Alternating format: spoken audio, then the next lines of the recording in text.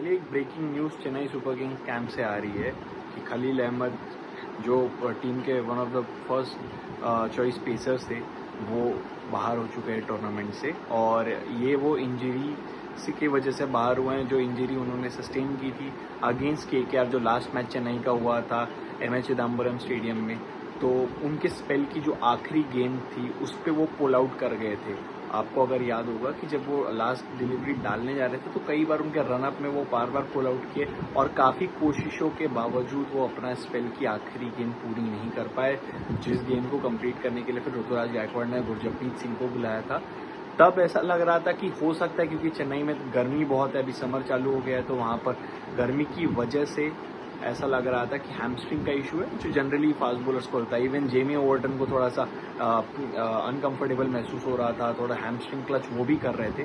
But अभी ये खबर पता चली थोड़ी देर पहले कि खलील अहमद इस टूर्नामेंट अगले मैच से तो बाहर ही हैं, बट पूरे टूर्नामेंट से ही बाहर हो सकते हैं। और चेन्नई सुपर किंग्स ने उस खबर की पुष्टि अभी जस्ट थोड़ी देर पहले की है कि अब खलील आपको इस टूर्नामेंट में वापस उनको बॉलिंग करते नहीं दिखेंगे।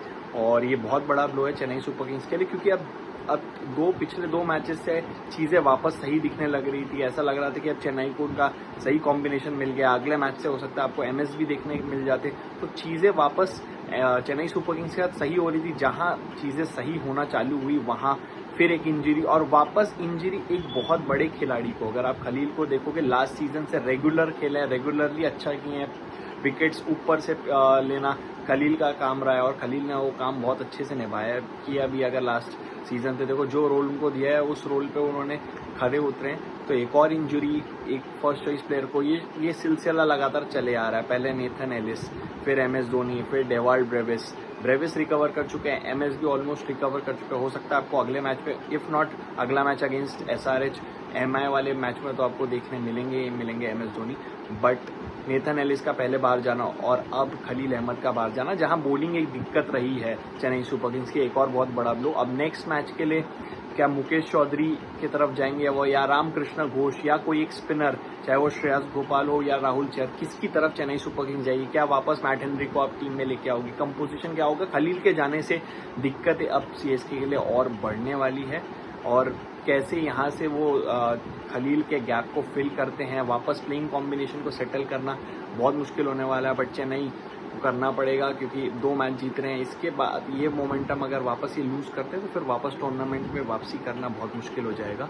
तो चेन्नई का रिप्लेसमेंट देखिए, खलील का ऑलरेडी मुकेश चौधरी, रामकृष्ण घोष है उनके पास, क्या है आपके एक और रिप्लेसमेंट देखोगे, वो भी देखने वाली चीज़ होगी। अगर उससे कोई रिलेटेड अपडेट्स मिलती है किसी इसके रिप्लेसमेंट देखती है तो वो हम आपको देंगे। बाकी एमएस के बारे में हमने कह चुके हैं कि चेन्नई वेट कर रही थी कि एमएस ट्रैवल करेंगे टीम के साथ कि नहीं, अभी कोई अपडेट नहीं। अगर हमें कोई अपडेट मिलती है कि अगर एमएस ट्रैवल किए हैं या नहीं किए तो मतलब नहीं खेलेंगे, बट किए हैं उस पर भी कोई श्योरिटी नहीं है कि अगर किए हैं तो भी खेलेंगे। बट जो भी अपडेट अराउंड एमएस होगी या सीएसके के अराउंड हम आपको देते रहेंगे। तो नोटिफिकेशन बेल ऑन रखिए, लाइक शेयर सब्सक्राइब करते रहिए। और एक और जो अपडेट है, मुंबई इंडियंस के कैंप से क्रिश भगत को साइन इन कर लिया एज अ रिप्लेसमेंट अथर्व को लेकर। अथर्व को लेकर जो left arm spin bowling allrounder MI के वो बाहर हो चुके हैं इंजरी की वजह से, और क्रिश भगत आए हैं। तो ये एक और अपडेट है। बाकी सारी खबरों के लिए आप रेफ स्पोर्ट्स में बने रहिए। धन्यवाद।